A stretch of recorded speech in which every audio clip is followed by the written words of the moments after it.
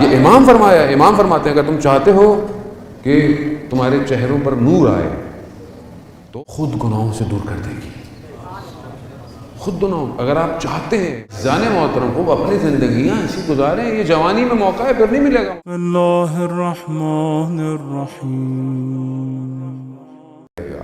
وہ ایک بہت مشہور واقعہ کہ آپ نے سنا ہوا ہوگا کہ ایک آدمی جو ہے وہ کافی پریشان تھا اور اس کو ایک کوئی بزرگ ملا، اس نے کہا آؤ، بھوکا تھا، اس نے بولا چلو میرے ساتھ مچھلیاں پکڑو۔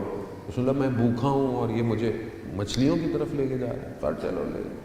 مچھلی انہوں نے خود پکڑی اور اس کو دے دی کہ جاؤ اور جو ہے وہ اس کو اپنے لیے کچھ کر لو۔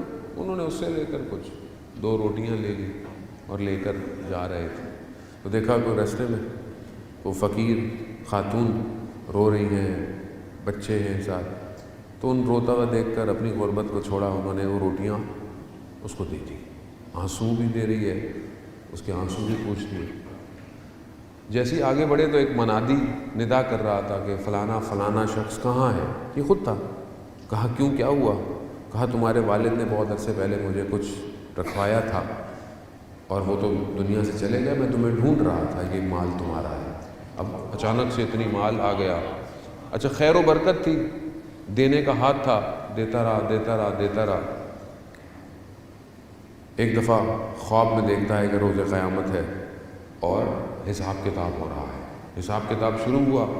اب اتنی نیکیاں، اتنا سب کچھ جب پلڑے میں ڈالا گیا تو اعمال کم ہے۔ کہا کیوں؟ کہا یہ جو سب دیتے تھے اس میں کہیں نہ کہیں ریاکاری تھی، چاہتے تھے کہ لوگ بولیں کہ یہ بہت سخی ہے، یہ دینے والا ہے، دینے والا ہے۔ تو کہا یہ تو اعمال پورے نہیں ہیں، مشکل ہے اس کا جنت میں جانا۔ تو ملائکہ نے سوال کیا کہ کوئی اور عمل اس کا باقی ہے؟ کہا ہاں وہ 2 روٹیاں باقی ہیں جو اس نے کسی غریب کو دی تھی، وہ لاؤ۔ جب وہ 2 روٹیاں رکھی گئیں تو اعمال کا پلڑا بھاری ہو گیا۔ کیوں؟ کیونکہ وہ جو 2 دی تھی وہ بغیر کسی ملاوٹ کی تھی، خالص تھی، اخلاص تھا، صرف خدا کی خاطر دیا جا رہا ہے۔ اب خدا یہ نہیں دیکھتا کہ تم کیا دے رہے ہو، دے کیسے رہے ہو، خدا یہ دیکھتا ہے۔ ہم اپنی زندگیوں میں دیکھیں، اب اگر ہم دیکھیں کہ قرآن جن کی تعریف کر رہا ہے کہ انہوں نے خدا کی راہ میں کیا دے دیا، سورت نازل ہو گئی، کیا دیا انہوں نے؟ ظاہراً دیکھیں تو کیا دیا ہے؟ روٹیاں دی، آٹا لایا گیا، اس کو آٹا بنایا گیا، روٹیاں بنائی گئیں، روٹیاں دی۔ اور قرآن کہہ رہا ہے کہ 3 دن یہ روٹیاں دے رہے تھے۔ اب ظاہراً دیکھیں تو روٹی ہے، لیکن رسول خدا روایت کہتی ہے جب رسول خدا تیسرے دن آئے اور یہ تینوں دن خدا کی راہ میں دے رہے تھے تو کہا حسنین اتنے کمزور تھے کہ لرز رہے تھے خدا کی خاطر۔ اب یہاں جب خدا دیکھتا ہے تو خدا پھر اپنی بارگاہ سے عطا کرتا ہے، اور خدا اتنا ان کو قبول کرتا ہے کہ قرآن کی صورتیں نازل کرتا ہے۔ اب یہی کمال کیا ہے کہ 2 اخلاص کے ساتھ ہم اپنی زندگیوں میں دیکھیں عزیزان محترم اس مادی دور میں، اور حدیث بھی ہے رسول خدا حضرت محمد مصطفیٰ صلی اللہ علیہ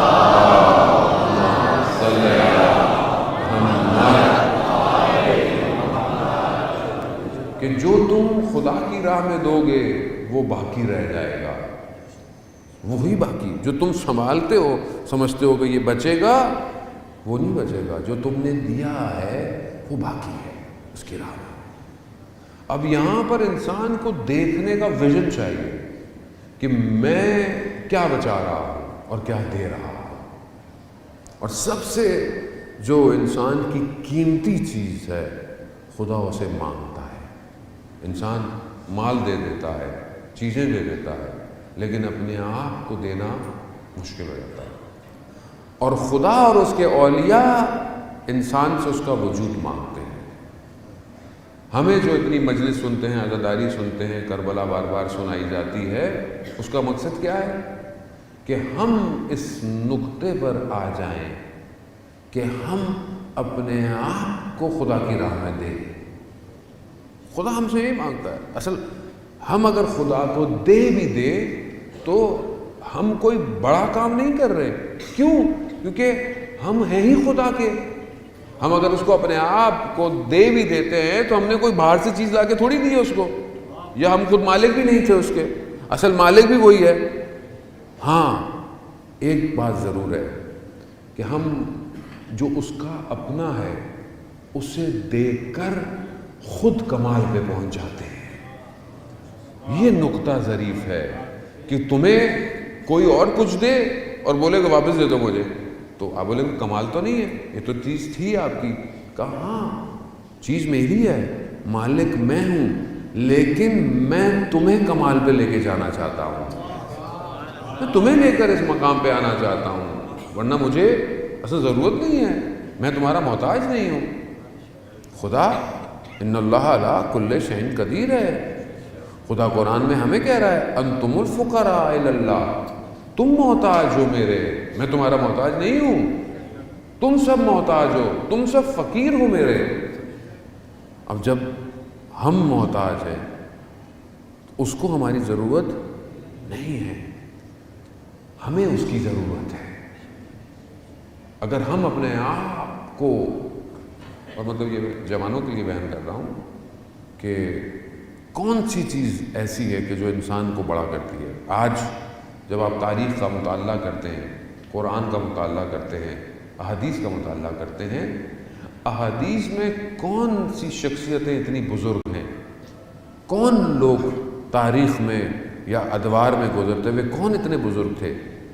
کیا ان کے پاس بہت ثروت مند تھے، بہت خزانے تھے، بہت دولت تھی؟ نہیں، وہ جس نے اپنے آپ کو پروردگار کو دے دیا وہ تاریخ میں بلند ہو گیا۔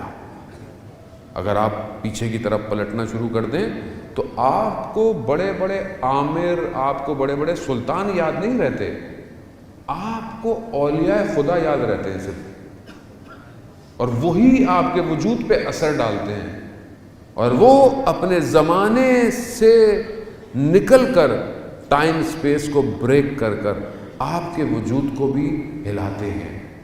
اب جتنے بھی اولیاء خدا ہیں اس میں افضل انبیاء اور ائمہ علیہ الصلوۃ والسلام وہ کس زمانے میں تھے؟ کتنا عرصہ ہو گیا، کتنا زمانہ ہو گیا؟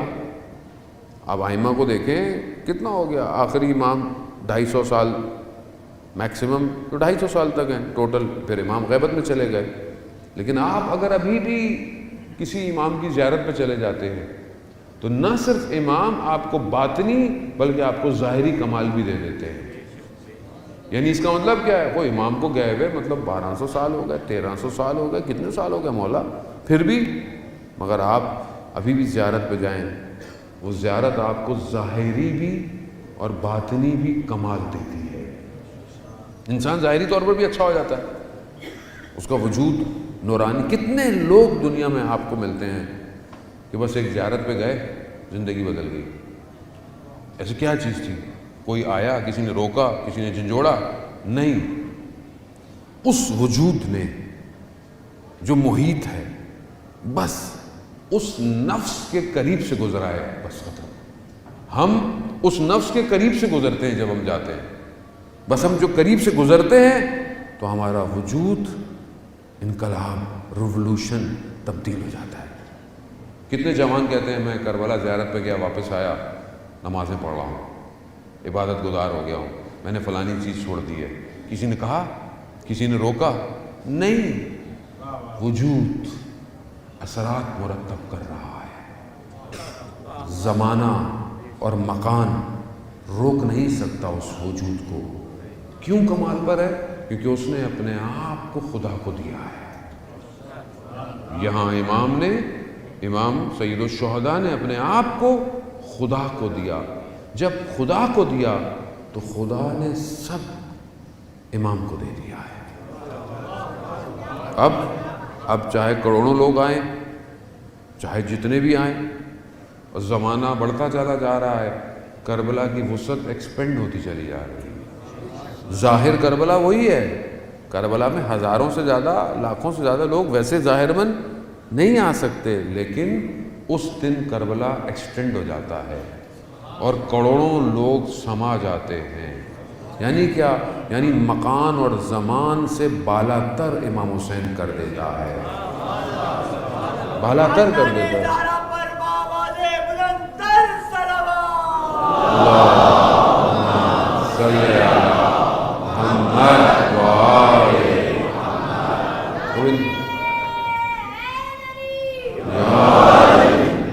وہ بلند کر دیتا ہے۔ پوری روایت بھی ہے کہ جو کربلا کی زیارت پہ جاتا ہے، جتنے دن، 3 دن 4 دن 5 دن، جتنے بھی دن جاتا ہے، یہ دن اس کی زندگی میں کاؤنٹ نہیں ہوتے۔ مثال کے طور پر اگر 30 سال 40 سال 50 سال 60 سال 6 مہینے 4 دن زندگی تھی، تو یہ جو 4 دن گیا ہے یہ بونس ہے۔ یہ 4 دن کاؤنٹ کہتے ہیں نہیں ہوتے۔ کیوں کاؤنٹ نہیں ہوتے؟ میرے پروردگار کیوں کاؤنٹ نہیں ہو رہے؟ مطلب ایسا کیا ہے وہاں پہ؟ سورج بھی ہے، روشنی بھی ہے، دن بھی گر رہا ہے، 24 گھنٹے بھی ہو رہے ہیں، تو ٹائم تو گزر رہا ہے، تو کیوں نہیں کاؤنٹ ہو رہے؟ ہاں نہیں، وہ وادی عشق کی وادی ہے، اس میں جو وارد ہو جاتا ہے اسے مکان اور زمان سے باہر نکال لیا جاتا ہے۔ یہ کمال ہے، یہ کیسا کمال ہے، یہ کیسے ممکن ہے؟ وہ کیوں؟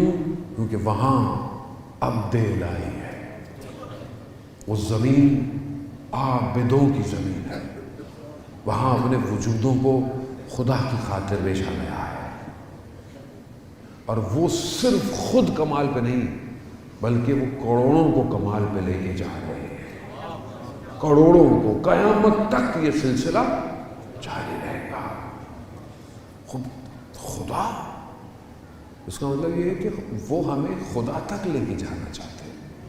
ان کی زندگی کا اصل ہدف لا الہ الا اللہ ہے۔ ہم اپنی زندگیوں میں دیکھیں عزیزان محترم، ہم خدا تک کتنے قریب ہیں۔ ہم مسلمان ہیں، اللہ کو مانتے ہیں، اللہ ایک ہے، ظاہر ہے، وہ بھی اس سے انکار کوئی، لیکن یہ ایک خدا میری زندگی میں کہاں ہے؟ میں اس خدا کے کتنے قریب ہوں؟ اگر ہم اپنی زندگیوں میں دیکھیں تو ہمیں اپنے اعمال کو، اپنی رفتار کو، کردار سے پتہ چلے کہ آدمی خدا سے کتنی محبت کرتا ہے، خدا کا کتنا انسان خدا کی خاطر، خدا کے لیے جی رہا ہے کہ نہیں جی رہا۔ اب کیسے آپ کمپیئر کریں؟ ہم اپنے آپ کو کیسے کوئی تو اسکینر ہو، مشین ہو کہ میں اپنی اور اپنے خدا کے معاملات کو چیک کروں؟ تو سب سے آسان نماز ہے۔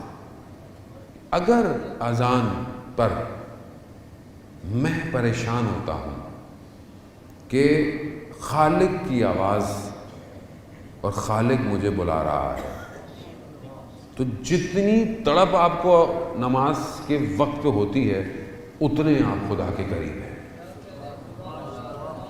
اب نہ میں آپ کو ڈیفائن کر سکتا ہوں، نہ آپ مجھے ڈیفائن کر سکتے ہیں، ہم کسی کے بارے میں کچھ کہہ ہی نہیں سکتے، بس آپ کی تڑپ کتنی ہے، کیونکہ بھئی اس سے آسان عبادت کوئی نہیں ہے، اس سے زیادہ وافر عبادت کوئی نہیں ہے۔ خوب حج، وہی آیت استطاعت نہیں ہے، انسان حج نہیں کر سکتا، روزے ہو سکتا ہے مریض ہو سکتا ہے مشکل ہو، کہیں ہو، لیکن چلیں وہ بھی سال میں ایک دفعہ ہے، لیکن یہ تو روز ہے، 5 وقت میں ہے۔ اب آپ کی بے چینی آپ کو بتائے گی، اور یہ بے چینی کا آپ اس وقت احساس کریں کہ جب آپ کسی اور شہر جائیں، کسی اور ملک جائیں، اور وہاں آپ پہنچیں تو آپ سوال اپنے میزبان سے یا جہاں پہ ہوں کیا پوچھیں گے؟ کہ رات کو سونے لگا ہوں، کیا پوچھیں گے؟ فجر کی اذان کتنے بجے ہے؟ پوچھیں گے نہیں پوچھیں گے؟ اگر یہ بے چینی ہے تو اس کا مطلب کیا ہے؟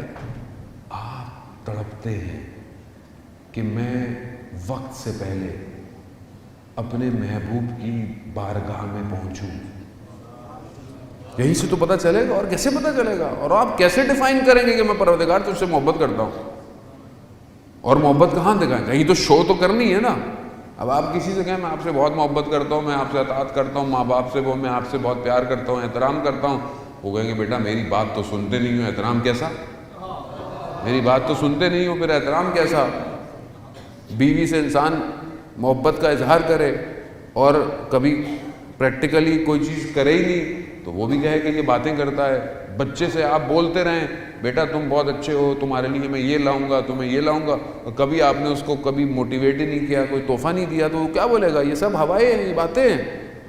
خوب پروردگار بھی عمل مانگ رہا ہے کہ بھائی تم اتنے دعوے دار ہو کہ تم میرے علاوہ کسی کو مالک نہیں مانتے اپنا، اور اپنے آپ کو میرا بندہ مانتے ہو، تو آؤ. کیوں منتظر ہوتے ہو کہ کوئی تمہیں خود کہے کہ نماز پڑھی یا نہیں پڑھی؟ کتنی شرمندگی ہو بندے کو. یعنی عاشق کو تو مر جانا چاہیے کہ اگر کوئی یہ کہے اس کو کہ محبوب تمہارا انتظار کر رہا تھا اور تم متوجہ نہیں تھے. اب علماء بیان کرتے ہیں تمثیل مثالوں سے لیلا مجنوں کی داستانوں کو.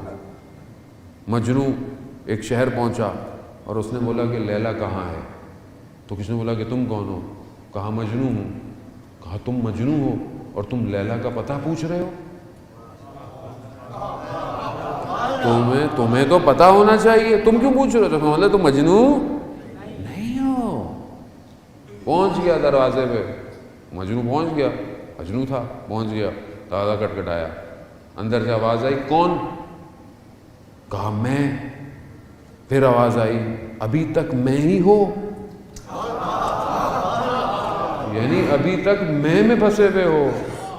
پھر کئی عرصے بعد واپس آیا، کہا کون؟ کہا تم. یعنی یہاں ختم ہونا پڑتا ہے کہ انسان فنا ہو جائے کس پر؟ خالق پر. اصلا اپنے وجود کو دیکھے ہی نہیں، صرف جلوہ الہی نظر آئے، آیات الہی نظر آئے، اسے ذکر سنائی دے. ہمارے استاد بیان کرتے تھے کہ ایک شخص کا دوست تھا جو ایک دروس میں جاتا تھا، تو اس نے کہا کہ مجھے بھی درس میں لے کے جاؤ. اس نے کہا وہ درس تمہیں سمجھ میں نہیں آئے گا. کہا نہیں ایسی کیسی بات ہے، مجھے کیوں نہیں سمجھ میں آئے گا، میں بھی جاؤں گا. لے گیا، اصرار کیا. درس میں بیٹھے ہوئے تھے، استاد بیٹھے، شاگرد بیٹھے، 5 منٹ 10 منٹ 15 منٹ خاموشی، کوئی گفتگو نہیں، کوئی کلام نہیں. آدھا گھنٹہ گزرا، کہا درس ختم ہو گیا. اب یہ باہر نکلا، بولا یار یہ کون سا درس ہے؟ نہ کچھ کہا گیا، نہ کچھ بتایا گیا. اب چلتا ہوا جا رہا ہے اور وہ استاد بھی آگے آگے جا رہے ہیں. تو اس نے دیکھا کہ راستے میں جو پودے لگے ہوئے ہیں ان پودوں میں سے سبحان اللہ، لا الہ الا اللہ کی آوازیں آ رہی ہیں. اس استاد نے مڑ کر کہا ابھی بھی کسی درس کی ضرورت ہے؟ یعنی جب انسان کا وجود کائنات کے ذکر کو سننے لگے، یسبح للہ ما فی السماوات و ما فی الارض، کہ ہر چیز زمین اور آسمان کی اس کی تسبیح کر رہی ہے. اصل تو یہی درس ہے. اب یہاں پر ملائکہ نور الہی کو عرش الہی پر، اللہ کیا حدیث ہے، کچھ نور کو دیکھا ملائکہ نے عرش پہ، اور اس سے پہلے کہ ان نوروں کو سجدہ کرنے لگتے ان انوار نے تسبیح اور تمجید شروع کر دی ان انوار نے. اور اس تسبیح اور تمجید سے ملائکہ نے سیکھا کہ خدا کی تسبیح کیسے کرنی ہے.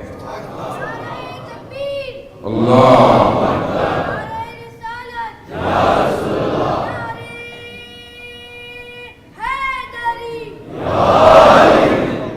یعنی ان انوار نے ملائکہ کو سکھایا کہ تسبیح کیسے کرنی ہے. ذکر کیسے کرنا ہے. یہ جو پوری کائنات ذکر کر رہی ہے، یہ ذکر ان انوار کی وجہ سے ہے. سب سے پہلے انہوں نے تسبیح پڑھی ہے، تبھی پوری کائنات تسبیح پڑھ رہی ہے. اب آپ جتنے امام کے قریب ہوں گے آپ کو یہ تسبیحاں سنائی دیں گی. وہ بلند کریں اپنے آپ کو. اب انسان اگر اپنی زندگی میں ان اذکاروں کو نہ سن پائے تو پھر اس نے کیا سنا؟ دنیا جان کی باتیں سن رہا ہے، تہمتیں سن رہا ہے، غیبتیں سن رہا ہے، پتہ نہیں کیا کیا سن رہا ہے، لیکن ان ذکروں کو نہیں سن رہا جسے کائنات کر رہی ہے. آیت اللہ قاضی طباطبائی رضوان اللہ تعالیٰ علیہ کہ جو اس مقام پہ تھے، کہ جو خود کہتے ہیں کہ جب ظہور ہوگا تو جو امام سے سوال پوچھے جائیں گے میں ان سوالوں کو جانتا ہوں. اس مقام پر کہاں سے حاصل کیا؟ فجر سے پہلے 1 گھنٹہ نجف کے نگلستان میں نماز تہجد کی، قیام اور قعود میں. خود کہتے ہیں کہ جب میں پڑھتا تھا تو میرا آس پاس سب منقطع ہو جاتا تھا اور مجھے عرش الہی کے اذکار سنائی دیتے تھے. خوب انسان پہنچ سکتا ہے اس مقام پر، کیوں نہیں پہنچ سکتا؟ خدا نے منع تو نہیں کیا. خوب جب آپ اپنے آپ کو دنیا سے خالی کریں گے، اور ہمارے ایک بزرگ بڑی اچھی بات کہتے تھے، جب تمہارے شکم دنیا کی غزالتوں سے خالی ہوں گے تو تمہیں آسمانوں کے ذکر سنائی دیں گے. اب انسان نے تو پر اتنا کیا ہوا اپنے آپ کو، جو ہے کھاؤ، اب یہ بھی نہیں پتا حلال ہے حرام ہے، شبہے کا ہے، کنفیوژن ہے. کتنا انسان کو احتیاط کرنی پڑتی ہے کھانے پینے کے معاملات میں. اس لیے احکامات ہیں کہ رات کو کتنا کھانا چاہیے، کب کھانا چاہیے. لیکن یہ چھوٹی سی چیزیں، میرا وقت نہیں کہ میں ان آداب کا ذکر کرتا جو حضرت سیدہ نے کھانے کے لیے کہے ہیں. بس ایک جملہ کہوں گا اگر آپ درک کر جائیں. بی بی فرماتی ہیں کہ جب لقمہ تمہارے ہاتھ میں ہو بس تصور کرو کہ یہ لقمہ یہاں تک پہنچا کیسے ہے. اب اگر کوئی سبزی ہے مثلا، یا اگر کوئی گوشت بھی ہے تو یہ سبزی کیسے نکلی ہوگی. یعنی اتنا تیزی سے تصور کرو کہ خدا نے روشنی بھیجی، پانی بھیجا، زمین زرخیز کی، زمین سے یہ باہر نکلا، یہ تناور درخت بنا، یا یہ پھل بنا، یا یہ سبزی بنی، پھر کتنے جگہوں سے ہوتی ہوئی تم تک پہنچی ہے اور یہ تم کھا رہے ہو. اگر تم ایک لقمے پر نگاہ کرو تو تم معرفت الہی کو درک کر سکتے ہو. ایک لقمہ انسان کا معرفت دے سکتا ہے.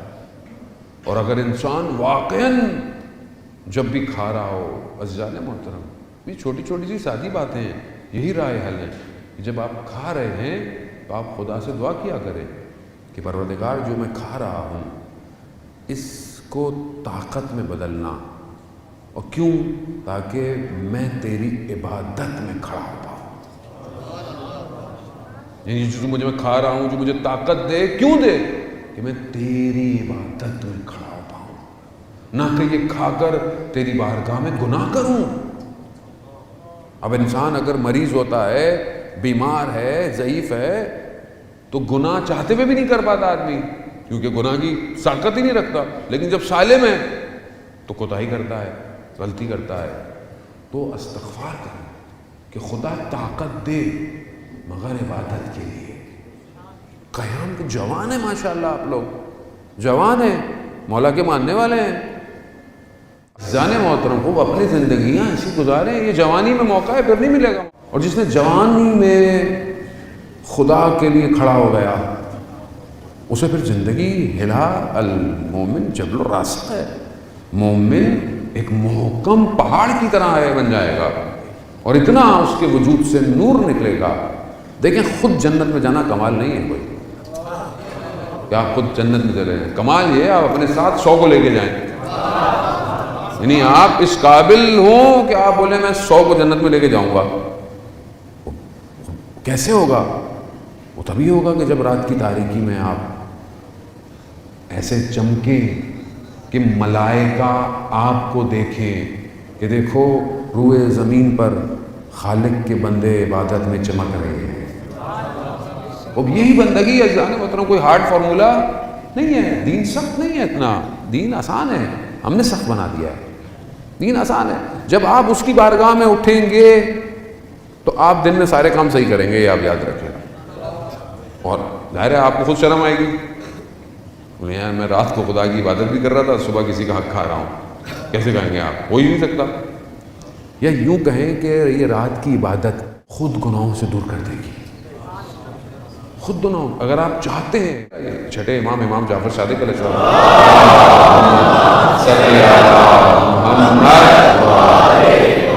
یہ امام فرماتے ہیں اگر تم چاہتے ہو کہ تمہارے چہروں پر نور آئے تو تہجد کی نماز پڑھو. یہ چہرے کو نورانی کریں گے تو روح کو تو پتہ نہیں کہاں لے کے جائیں گے. خوب انسان جب اس طرح تربیت یافتہ ہو، اور جب آپ کا بچہ آپ کو یہ دیکھتا ہو کہ میرا باپ رات کی تاریکی میں کسی کو سجدے کرتا ہے، کیا بچے کی تربیت ہوگی؟ خود سوچیں آپ. اللہ اکبر. عشق یہی ہے، کچھ نہیں کام آئے گا. میں آپ کو بتا رہا ہوں سب رہ جائے گا. یہی وہی ہے وہی رہے گا. اسی کے پاس آئیں، اسی کی بارگاہ میں آئیں. زندگی کے جو مشکلات اور یہ معاملات ہیں یہ اس کے لیے کچھ بھی نہیں ہے. سارے خزانے اسی کے ہیں. وہ جو چاہتا ہے وہ دیں اسے. وہ خزانہ، وہ قلب آپ کا ہے. اسے آپ کا قلب چاہیے. آیت اللہ غازی طباطبائی بیان کرتے تھے کہ دل جو ہے وہ صرف خدا کے لیے، اسے کسی اور کو کرایہ میں مت دینا. اسے نہیں کہ اس کا ایک کمرہ کسی اور کو دے دوں، ایک کمرہ کسی اور کو دے دوں. ایسا نہیں ہو سکتا. یہ پورا کا پورا چاہیے. پورا دیں خدا کو. پھر دیکھیں آپ دنیا کہاں ہوتی ہے آپ کے پیچھے، آگے، دائیں بائیں سب. اور اس کا اصل ہدف یہی ہے کہ جب آپ خدا کی طرف بڑھیں گے تو خدا آپ کو آپ کا وظیفہ یاد دلا دے گا. دیکھیں تمہارا مقصد اس وقت امام کی نوکری ہے. تم نے امام کی نوکری کرنی ہے، کیونکہ خدا کو روئے زمین پر سب سے زیادہ عزیز یوسف زہرا ہے. یہ خدا کو سب سے زیادہ پسند ہے. خدا کا پسندیدی ہستی ہے. ائمہ انتظار کرتے رہے. ہر امام نے یہی کہا، خاص طور میں چھٹے امام کہتے ہیں کاش میں ہوتا آخری زمانے میں. انبیاؤں نے آخری امام کو سلام بھجوائے. نفس سے اولیاء خدا گزر جائے پاس سے، انسان کے وجود کو معطل کر دیتا. ہم ڈوبے میں گناہگار ہوں، میں مشکل میں ہوں. اس وجود کو ڈھونڈیں، اس وجود کو دیکھیں. وہ وجود ہے، ہمیں نہیں پتا کہاں ہے، کس طرح ہے. وہ آیت اللہ شمس الدین ایک شخص کا واقعہ بیان کرتے ہیں. کہتے ہیں کہ بے اولاد نہیں تھی.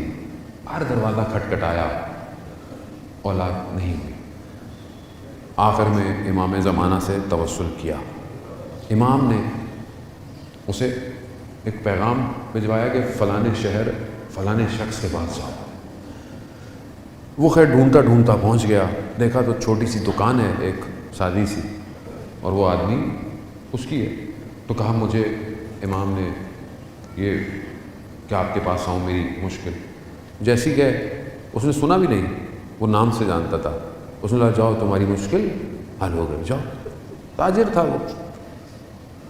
اس نے کہا کہ میں اتنی دور آ ہی گیا ہوں تو چلو تھوڑی دیر رک جاتا ہوں. اب یہ رک گیا. اس نے کہا کہ یہ کون ہے آخر میں دیکھوں تو صحیح، کہ ایک تو امام نے بھجوایا اور کہہ رہا ہے کہ کام ہو گیا تمہارا، جاؤ.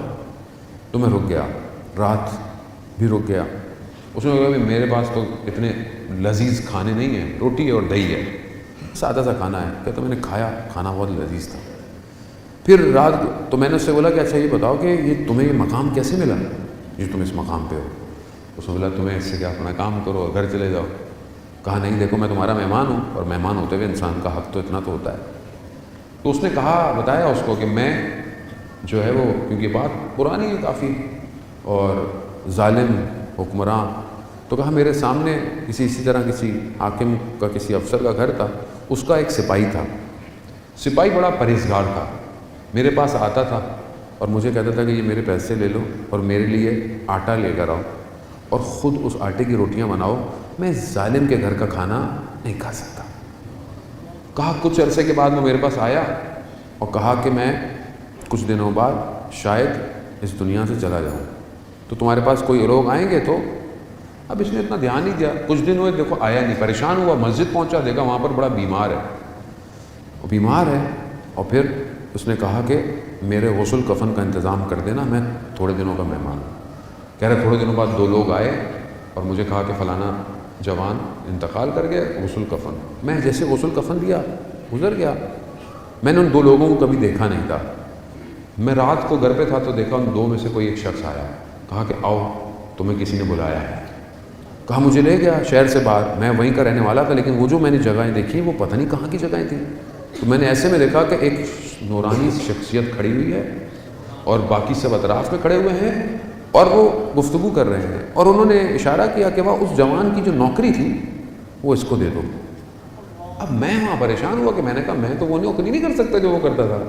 کہا نہیں، وہ نوکری نہیں، یہ امام کی نوکری کرتا تھا جوان، وہ جو اللہم صلی علی محمد وآلہ۔